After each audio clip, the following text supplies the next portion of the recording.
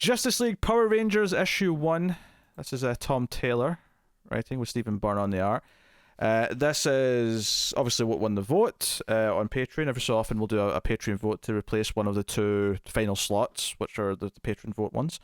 And I had read issue 1 and maybe 2 of this back when it was releasing, and I kind of fell away from it just because it was separate from everything. I think we did issue 1 on the main show. That sounds about right. I don't think we did any further, though. I do have to confess something. I accidentally read most of issue 2 for this as well, because I was reading from the trade, and because it's a Boom trade rather than a DC trade, they didn't put in the comic covers for the breaks and the issues, and I didn't realise I'd passed the end of issue 1. I had to go to Comixology, look at the preview pages for issue 2 to see where issue 2 started, and go, oh, okay, so this will be the cliffhanger for the end of the first issue. So this is the first objective victory for DC Universe. Sure. Well, I got the single issue. It's there.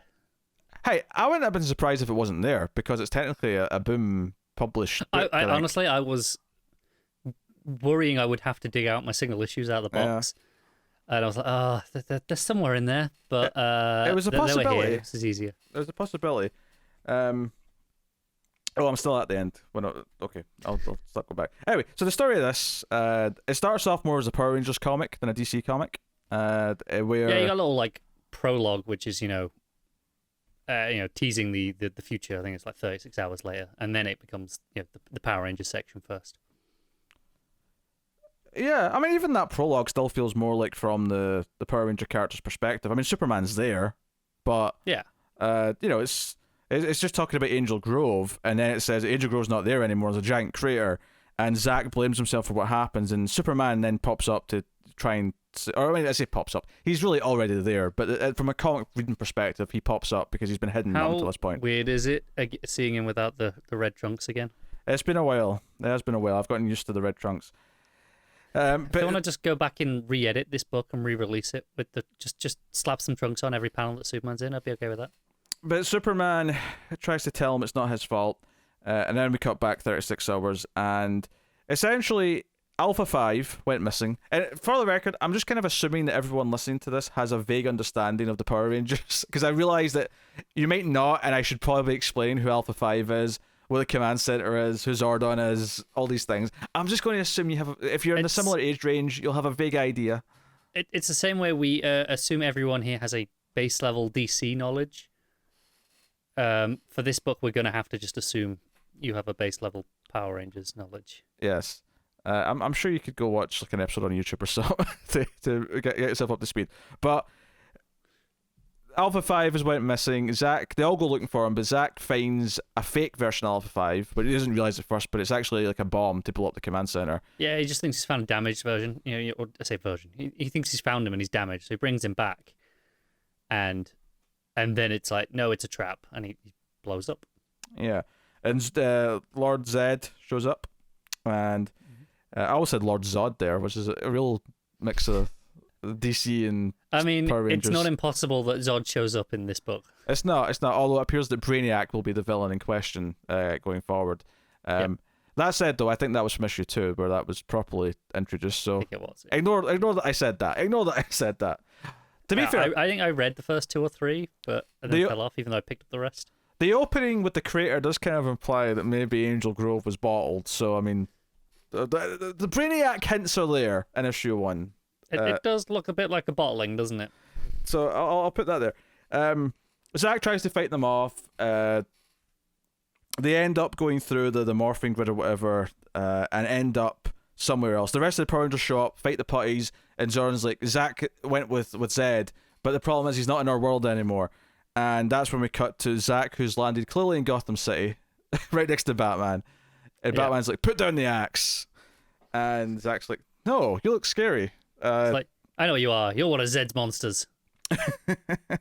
And Batman's like, I don't know what Zed is, and yes, I don't know what you're doing, but you clearly have a concussion, so let's put down the axe.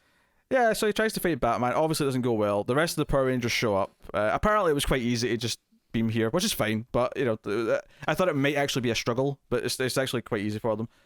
So yeah, I'm fine with that. Yeah, they show up. Full page spread. It's really glorious. Byrne's art's really good for Power Rangers, I think, because their costumes lend to being very clean I think. Yeah, they do. I think like Byrne suffers with maybe Batman. I think his Superman and Power Rangers look great, but I think his Batman's a little bit maybe too clean. Yeah. Yeah. But I mean, overall, I think it works.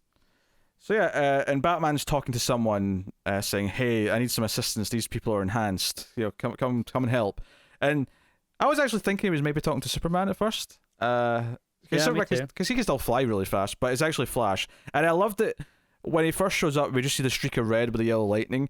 The reason for doing it that way, rather than showing Flash just show up because we're used to him, is because the whole point is to the Power Rangers is like, wait, what the hell was that? There was like a streak. There was something going on. Yeah, because they're all there in the battle pose with the weapons out. Yes. And then you have the panel with the streak coming across, and all the weapons are gone, and they're like, wait, what just happened?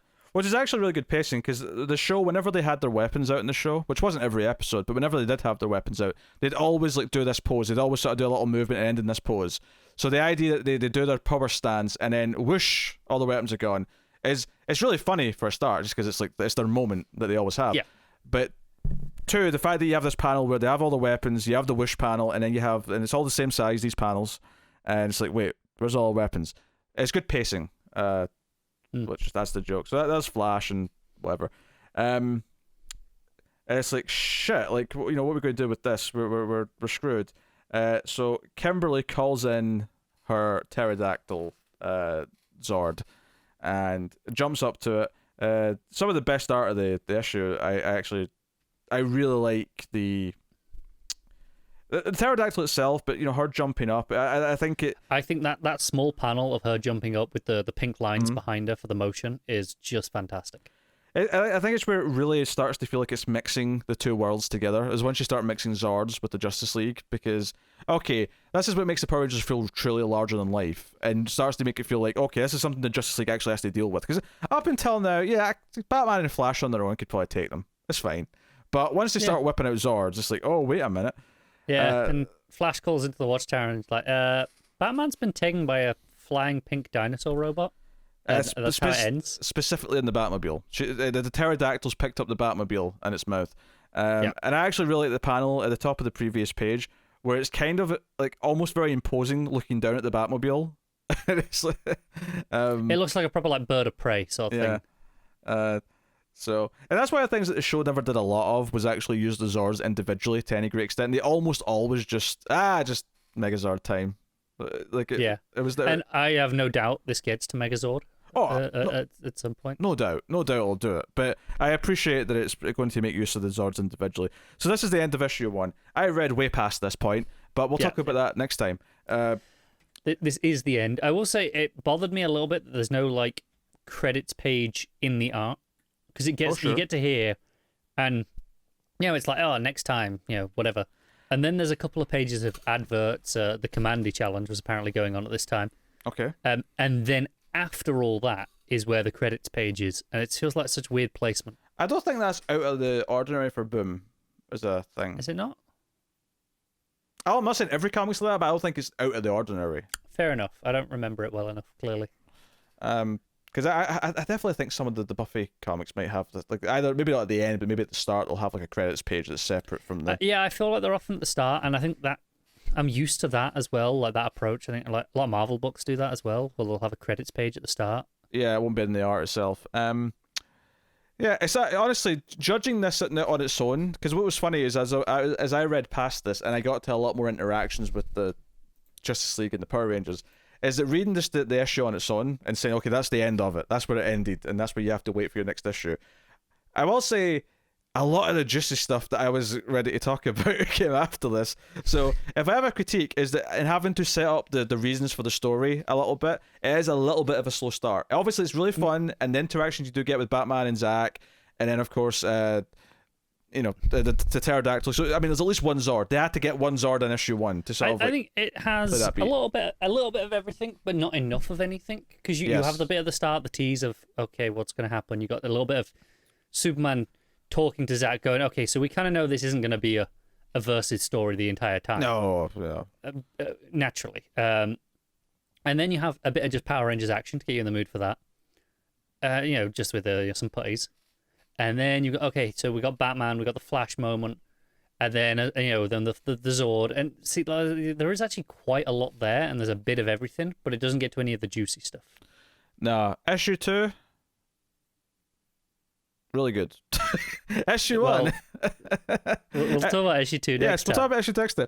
But issue 2 has a lot of the things you really would get excited about this crossover. Issue 1 and 4, which is why I don't think I realised that I made a boo-boo yet, because I thought, oh, it's just an oversized issue 1 because they wanted to get to some of this meat to really sell the How far did you series. go before you were like, this feels like it's going on a while?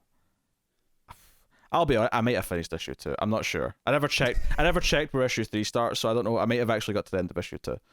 Oh, God. So, on the upside, next weekend just gotta give it a light skim because I just read it.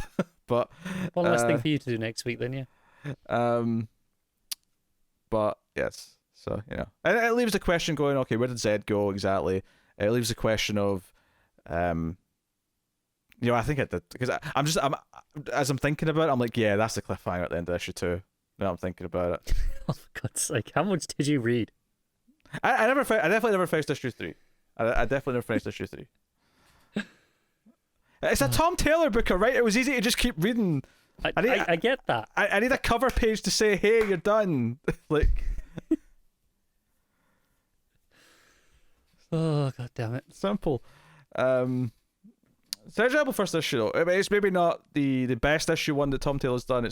I doubt this will be the best issue of this run or this mini. So. I kind of hope not. Even though I enjoyed it well enough, I think it's a solid issue. I know for sure it's not. Okay, fine, good. Stop ruining things for me. I didn't tell you what happened. It's fine. I've actually read the first 3 issues before. I know, but like I'm not telling anyone what happens. But it gets better, is what we're saying. It gets better, yes. So there you go. It's very well paced though for what it is. It's just that you just want a bit more of things. What are you giving issue 1 of this? I'm going to give it a 7.5, and I think the extra 0.5 there is mainly for Bones art. That's fair. Yeah, I'll give it a 7. I think I should probably have explained this at the start of this review, but it is important to mention that Power Rangers were a really big thing for me growing up, as was Teenage Mutant Ninja Turtles. So the fact that we've had Batman, Ninja Turtles, and Justice League Power Rangers is kind of like mixing things that I cared about as a kid. And maybe that's just... But only one of them got the animated movie so far. So far. But we'll see. Now, I've not actually read the sequels to that first Turtles Batman story yet, but that Batman Turtles trilogy of minis is probably a good contender for the show at some point, so I'll save it until... I wasn't a big fan of the first one, so maybe not. Worst. Yeah, it didn't work for me, that one. You're the absolute worst.